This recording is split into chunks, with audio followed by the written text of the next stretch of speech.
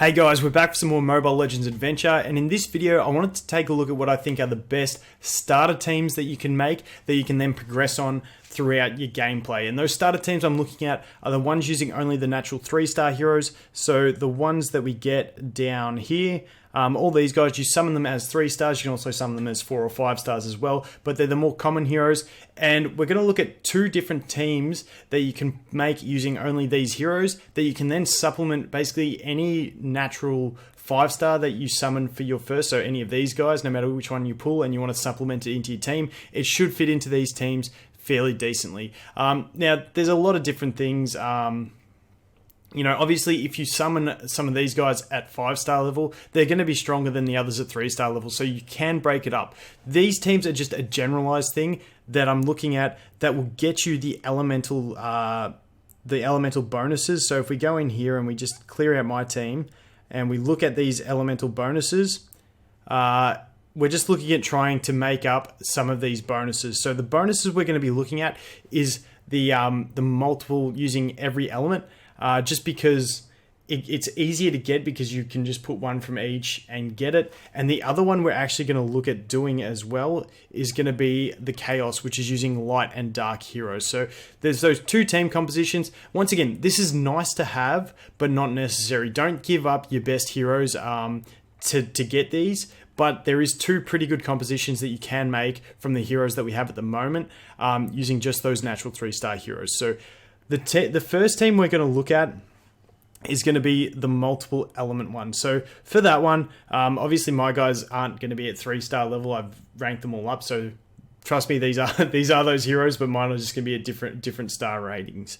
So Belmont is going to be our tank. He's just a pretty solid tank. Not the best when you compare him to some of those natural 5 stars, but out of these guys, he is a really, really solid tank. Can do some good damage too, so he's not too bad to put in there in that tanking position. Next up, we're going to put in our light unit, which is going to be Rafaela. So basically, Rafaela is going to be your main healer unless you do pull an Estes. So she's going to be in a lot of teams, like I said, unless you pull an Estes. So she's a no-brainer in there as the light unit. Next up, we'll look at Elemental, and we're going to look at Aurora, I'm pretty sure her name is. She's the Elementals don't have too many good options. You've also got Cyclops, who isn't that great, and Mia, I think it is, who isn't that great either. So she just goes in there as the Elemental choice. She is fairly decent. She has a good little nuke that works, that is AoE, but does more damage on the target enemy. Not too bad, but you'll probably replace her, you know, after your first week of gameplay at the latest. So she can slot in there for that position. The next one we're going to look at is Bruno. Now, Bruno is a great unit throughout the whole game. He's probably my favorite natural 3-star unit in the game because he provides so much CC and also the armor reduction. So He's always knocking enemies back and reducing armor. He's also got a skill where it has a chance that he'll get the football back to himself, gain extra energy, get him closer to his ultimate again. So he's just a fantastic unit and like one that you can really carry through your gameplay. So there's no harm at all in building a Bruno. Great unit. And then the last unit we're going to look at has to be our Martial hero, and the one we're going to look at for that is Alucard. Now, there's 2 formations that you can use for this team. Alucard's really good because he's fairly tanky, like not super tanky, but he can take some hits, so you can put him in the front row. But he also does some really good damage, and his ultimate does go through the line, so it hits the second row as well, so it's not too bad. So Alucard, you can either put him in the front row. If you're fighting teams like elemental enemies, so he's got the advantage. If you're red fighting green, just put it like that. He's really nice to have in the front row because then he can absorb some of that damage. If not, you can always let your team out like this and have him just behind the Belmont, so the Belmont is taking more of the damage. The thing with Rafaela here, you may want to put her in the back row, and I have tried that because I used Rafaela for most of my progression until I got an Estes. I really do like her in the mid row. She has an AoE stun for one of her skills, and that stun seems to hit the second and sometimes the last row more reliably. Like, very odd time it's the last row. It's only if it's a last row hero that likes to creep up.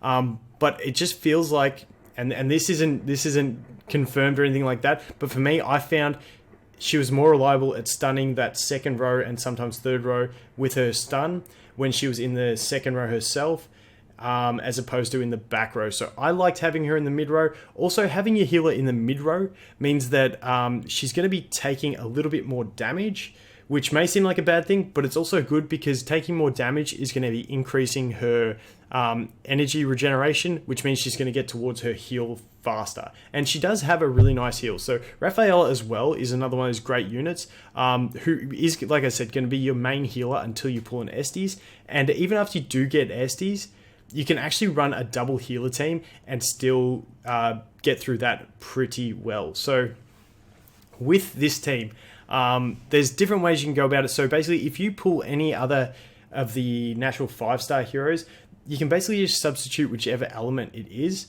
for that one.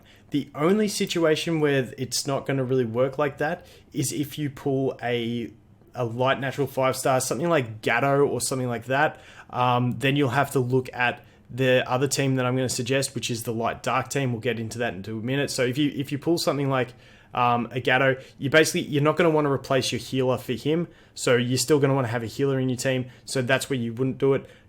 This team can probably even still work if you got an Alice, because she can just sit in the front row and do it.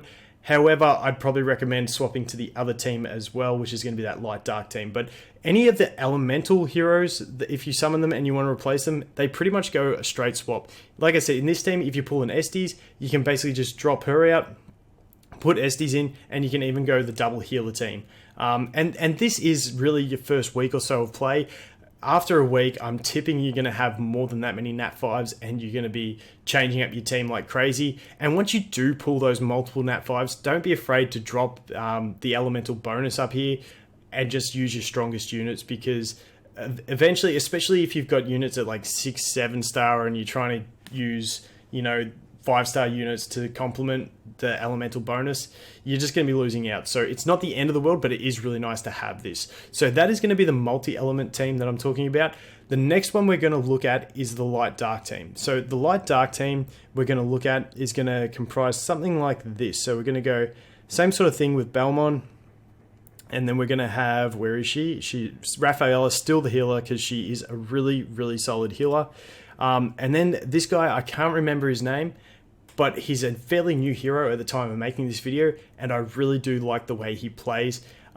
He can basically pluck a middle row enemy, drag them in, and then your whole team can wail on them. Really, really nice ultimate, and his passive drops bombs that they hit. I just really like the look of him. I like anything that disrupts lines. Same with this dude here, another one whose name always leaves me, but he can his ultimate basically sends him to the back row and starts attacking the back row enemies. It's a knockback as well, so you can actually time it to interrupt some ultimates of the back row heroes. Things like Aurora, who is, I'll show you Aurora if I have her somewhere. Aurora, there she is.